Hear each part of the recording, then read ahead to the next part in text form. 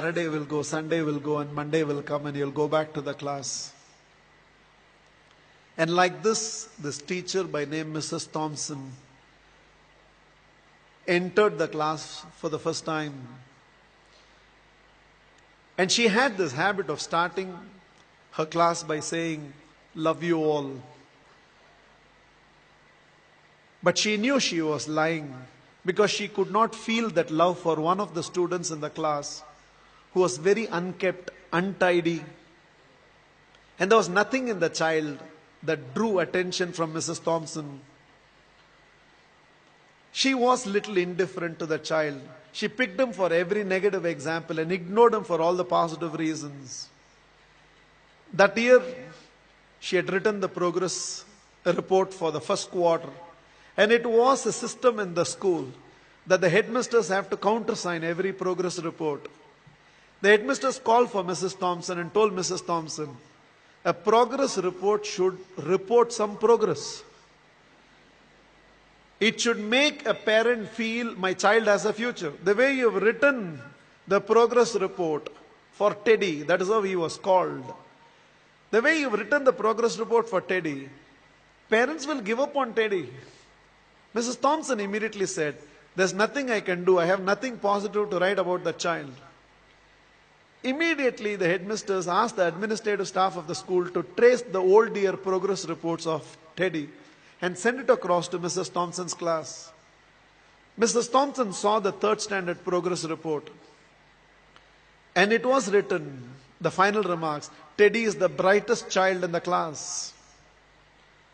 She was stunned by what she read. She saw the fourth standard progress report, and progressively all the remarks suggested that Teddy's mother was suffering from terminal cancer. She is not able to give the attention she used to give to Teddy, and it's just beginning to show up on the performance of Teddy. The fifth standard progress report read, Teddy had lost his mother and along with that himself. He desperately needs help, otherwise we will lose this child. By then there were tears in the eyes of Mrs. Thompson. She looked at the principal and said, I know what to do. And she went back to the class. Probably it was a Monday morning. She walked into the class and again from the dais of the class, looked at the class and said, love you all. But she knew she was lying. The love she was feeling for Teddy right now was far, far greater than the rest of the class. She decided that she is going to change her approach. For every positive reason, Teddy's name was called. There was no more a negative reference to the whole thing. The last day of the school came. All the children had brought some gifts for the teacher. There was only one gift which was wrapped up in an old newspaper. Somehow, the sense of a teacher, she knew that it must be from Teddy. She opened that first. A half-used perfume bottle and a bracelet from which a few stones had already fallen was there. The whole class laughed, knowing it was from Teddy. But without saying anything, Mrs. Thompson just took that half-used perfume bottle, sprayed it on her, wore that bracelet. With a quarter smile, it seems Teddy told, now you're smelling like my mother. This is the last perfume that she used before she left me. And this is what was removed from her body before she was taken into the coffin.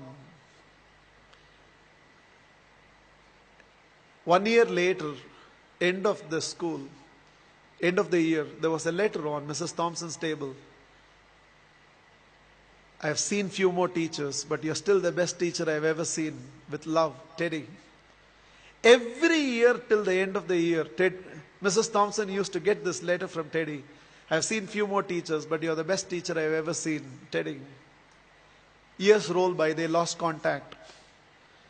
Somewhere an agent traced Mrs. Thompson, who had retired by now, and handed over a letter.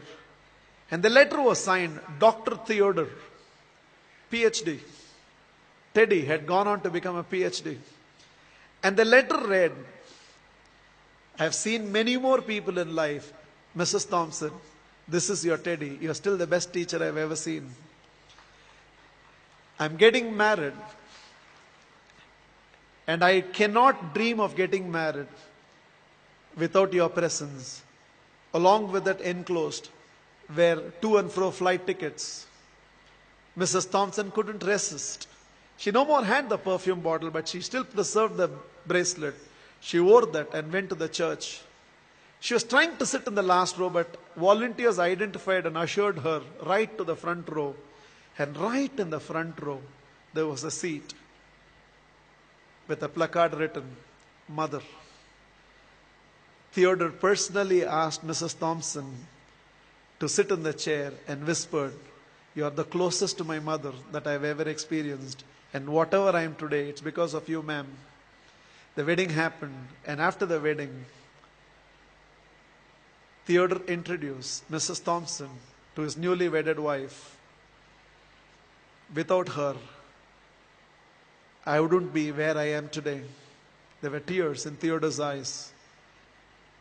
It seems Mrs. Thompson told the newly wedded woman, "Without Teddy, I would have never realized a teacher must first be a mother to every student of hers, and only then a teacher."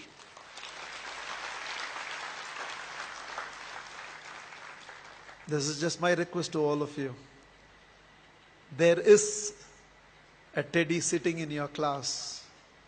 When you go back to your classroom on Monday morning, there is a Teddy in that class, and you can be that Mrs. Thompson. Please, on Monday, don't go back to the institutes as a teacher. Go back as a parent who can also be a teacher and be a turning point in the life of those children. You plus me. I believe we can build a new world.